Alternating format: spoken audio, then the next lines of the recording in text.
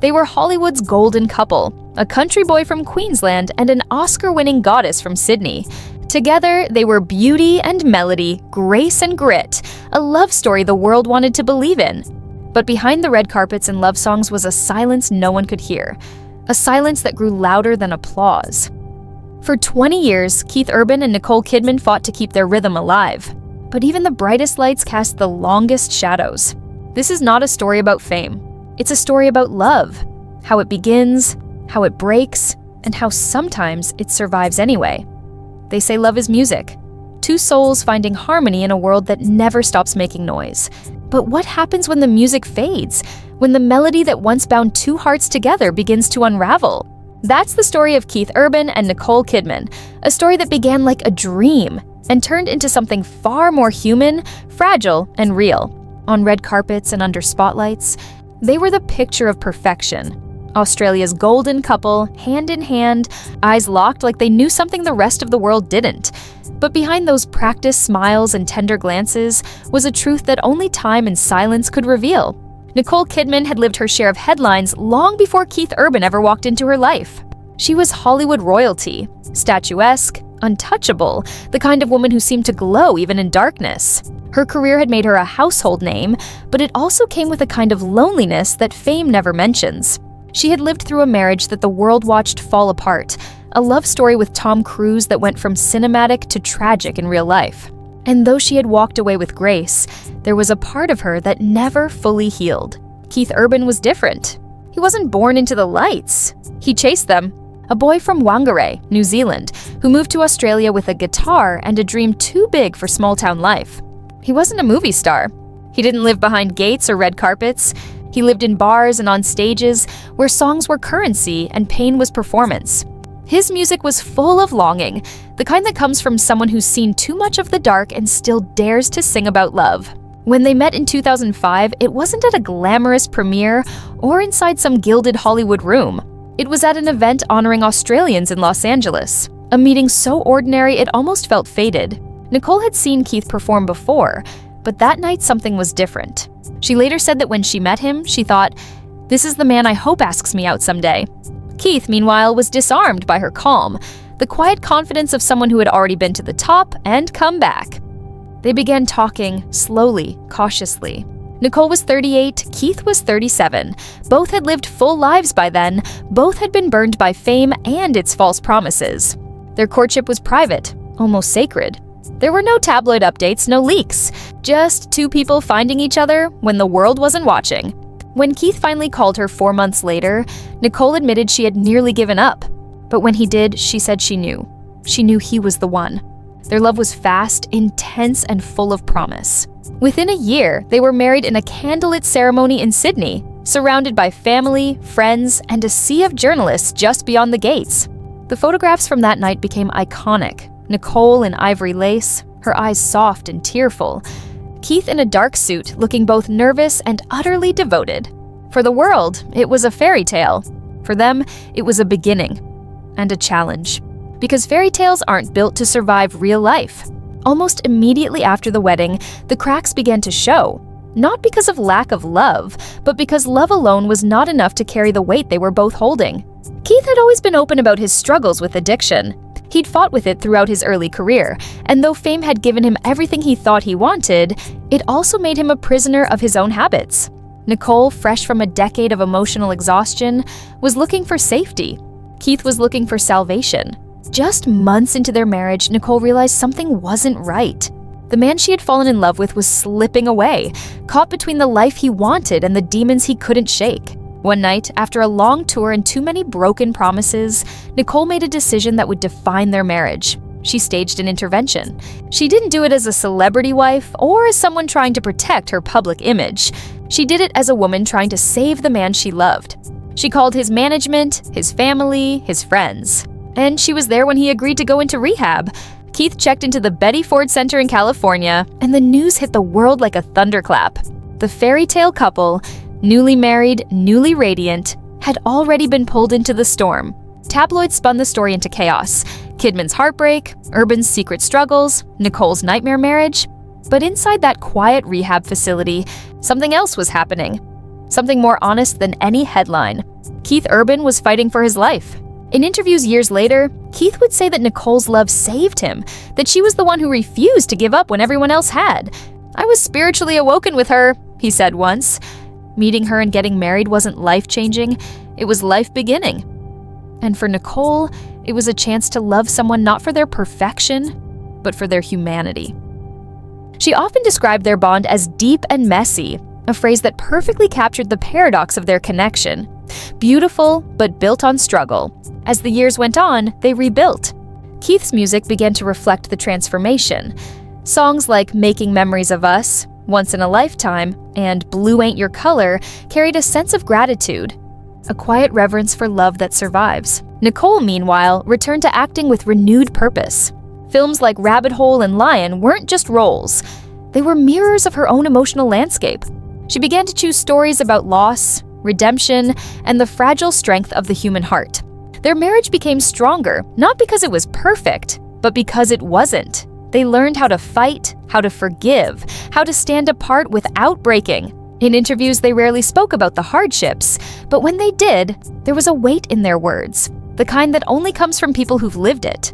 Yet even as they found balance, fame never stopped testing them.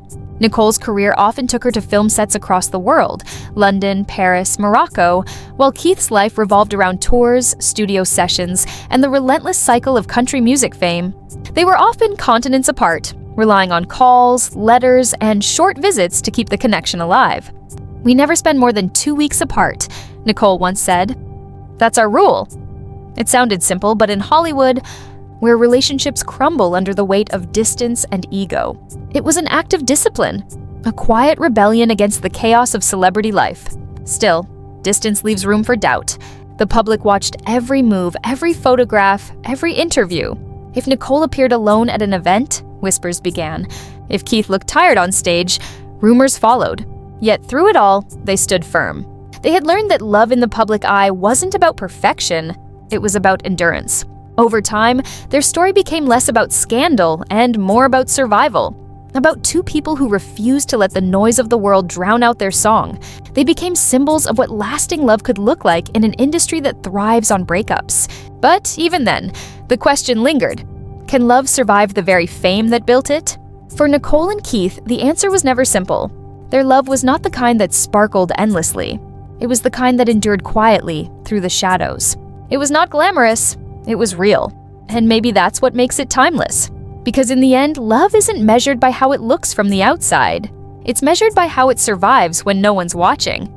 When Keith Urban walked out of rehab, the world saw a man redeemed.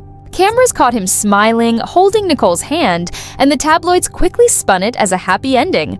But what they didn't see was how fragile that smile really was. Recovery doesn't end when the cameras flash. It begins there. Every day was a quiet battle, and every night was a test of willpower. Keith had faced his demons, but now he had to learn how to live without them, and how to love himself as much as the woman who never stopped believing he could be saved. Nicole became his anchor, but she was also still learning how to breathe again. For years, she had lived inside a cycle of love and loss, from her early fame to her high-profile divorce. Being with Keith wasn't about starting over, it was about finding peace. In interviews, she said their relationship was built on listening, a word that sounded small but carried weight. They didn't just talk, they listened to the silence in between. They learned when to hold on and when to give space. Their home life became a sanctuary. Away from premieres and tour buses, they were just Keith and Nick, two people who wanted a normal life in a world that refused to let them have it. They settled in Nashville, a city that gave them both room to breathe. There, they built a life filled with simplicity. Church on Sundays, family dinners, long walks on quiet roads. Nicole described Nashville as the first place she could truly exhale. "It's where people wave to you," she said once. "It's where I can go to the grocery store in my pajamas." It was also the place where their love deepened. In 2008, they welcomed their first daughter, Sunday Rose, named for the quietest day of the week, a day that symbolized rest, grace, and stillness. 2 years later, they welcomed their second daughter, Faith Margaret, born via surrogate. The names themselves told a story. Sunday and Faith, two words that reflected what their parents had fought hardest to reclaim. For Keith, fatherhood became the anchor that steadied him. "My daughters saved my life in a different way," he admitted in one interview. "They taught me how to slow down." But slowing down was never easy for a man built on rhythm. Fame doesn't stop when the heart needs rest. The tours grew longer, the shows louder, the applause more demanding. And though he loved his family deeply, the stage was still his first home, the place where he had learned to exist. Nicole understood that. She knew what it meant to live with a performer's fire, to crave an audience and yet long for quiet. She had her own relationship with art, her own cycle of disappearance and return. Acting for her was not a profession, it was therapy. Each character she played seemed to carry a fragment of her real self, the parts too raw to expose in interviews. From Moulin Rouge to Rabbit Hole, her performances were not just roles, but reflections of a woman constantly wrestling with love, grief, and forgiveness. There's an unspoken truth about creative couples. They don't just love each other, they orbit each other. They take turns shining while the other steps back into the dark. And that rhythm, though beautiful, is dangerous. It demands trust. It demands timing. When one person shines too long, the other risks fading. By 2013, that rhythm began to strain. Keith's career had reached new heights. Hit albums, sold-out tours, and a role as a judge on American Idol that brought him into millions of homes every week. His charisma was effortless, his energy infectious. But behind that easy smile was exhaustion. Fame was louder than ever, and in that noise, the quiet balance of their marriage began to tremble. Nicole was proud of him, but she also began to feel a familiar ache. The feeling of being left behind by a life too public, too fast. She often described herself as deeply emotional, someone who lives in the undercurrents rather than the surface. Keith, on the other hand, lived on the surface out of necessity. Music demanded it. Fans demanded it. The industry demanded it. Their love began to stretch across time zones again. Nicole filming overseas, Keith touring across America. Weeks apart turned into months, and though they kept their promise of never being separated for more than 2 weeks, sometimes the distance wasn't measured in miles, but in understanding. In 2015, Keith released Ripcord, one of his most successful albums. Bright, upbeat, filled with radio-ready hits. But tucked between the pop anthems was a quieter song called Break on Me, a promise whispered to a woman who holds his heart. When you're shattered and you're tired of trying, don't you know that you can always run to me? It was Keith speaking to Nicole, an unspoken letter, a reminder that even when the world felt too heavy, he was still there. And yet, even with love and music, storms don't vanish. Around that same time, Nicole began filming Big Little Lies, a project that would change everything. The series was raw, emotional, and unflinching. Her role as Celeste Wright, a woman trapped in a beautiful but abusive marriage, demanded every ounce of her soul. Night after night, she came home emotionally bruised, carrying the weight of her character's pain. Keith watched as she disappeared into that world, and though he admired her artistry, he also worried. In an interview later, Nicole admitted that the role took a toll on her mental health. "I would come home and just cry," she said. Keith was my rock. He became the quiet presence behind her transformation, the one who reminded her that she was safe, that she wasn't the woman she played. But what the world didn't see was how art and reality sometimes blurred. When two people live lives of constant reinvention, on stage, on screen, the line between who they are and who they perform can begin to fade. By 2018, both were at the height of their powers. Keith on his Graffiti You World Tour, Nicole winning awards for Big Little Lies and Destroyer. From the outside, they looked unstoppable. But in interviews, their words hinted at something deeper. Nicole spoke about the importance of boundaries, of learning when to say no. Keith admitted that fame can magnify your flaws, and that love requires a daily choice. It was around this time that they began to reflect publicly on what lasting love really meant. Nicole once said, "We've been through so much. The secret isn't perfection, it's forgiveness. And laughter." Keith echoed her words. "Love isn't about avoiding storms. It's about standing together in the rain." But still, there were moments when the storm almost won.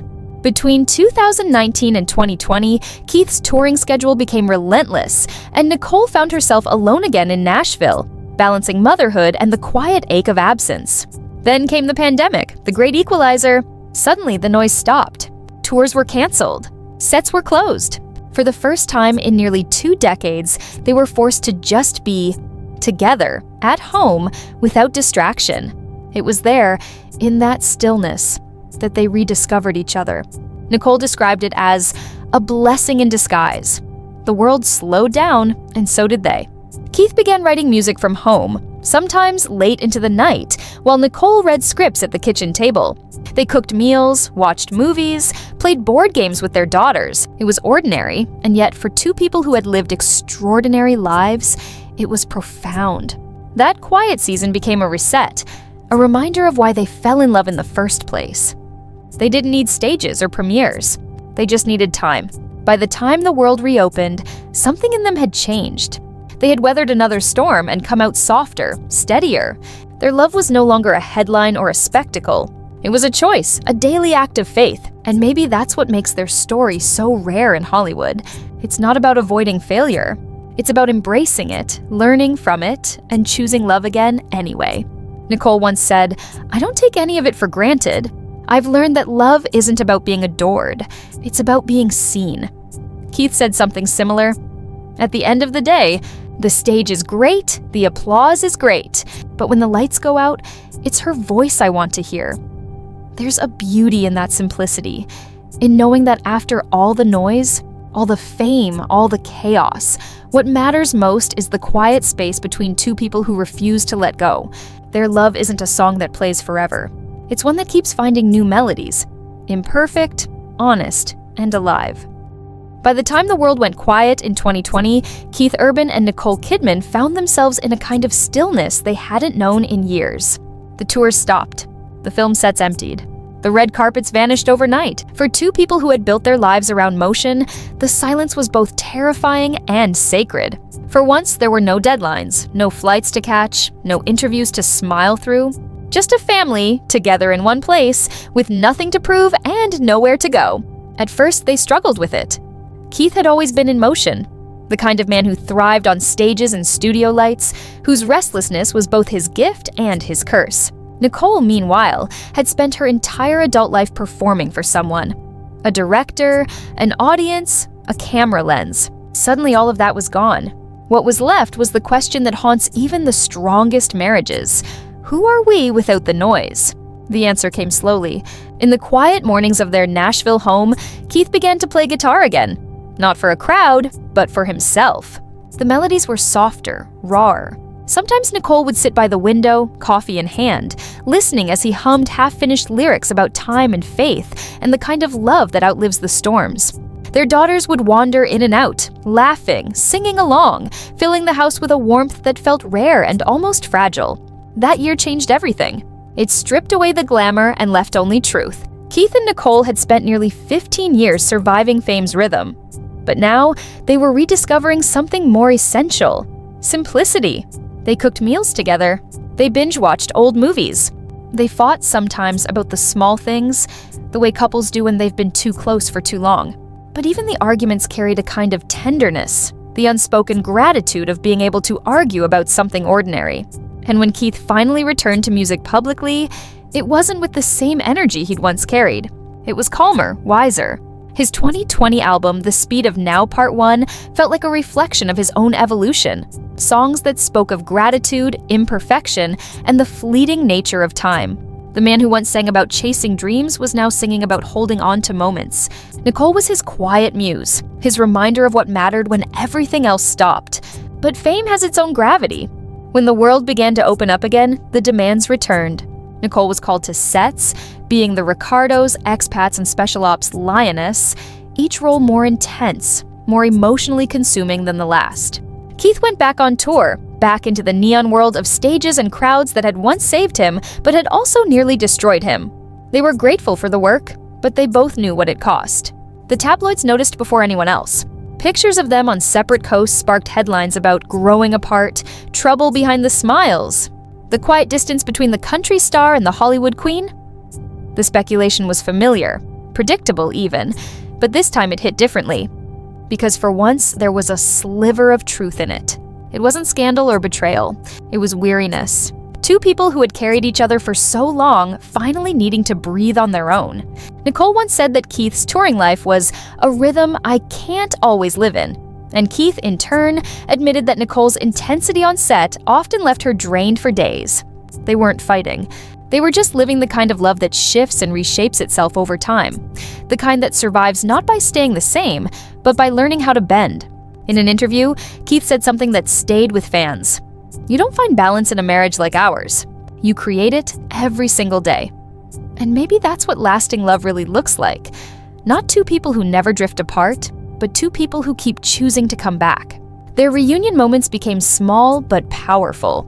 Keith flying to Australia just to surprise Nicole on her birthday. Nicole showing up backstage during his tour, hugging him before he walked on stage. Tiny gestures that said what words couldn't. We're still here. We're still us. By 2023, they had entered a new chapter. Not the fairy tale of their early years, nor the survival story of their middle years, but something quieter and far more profound. They were now a couple who had outlasted the industry, the rumors, the chaos.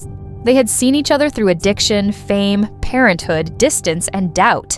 And somehow they still laughed like they did in the beginning.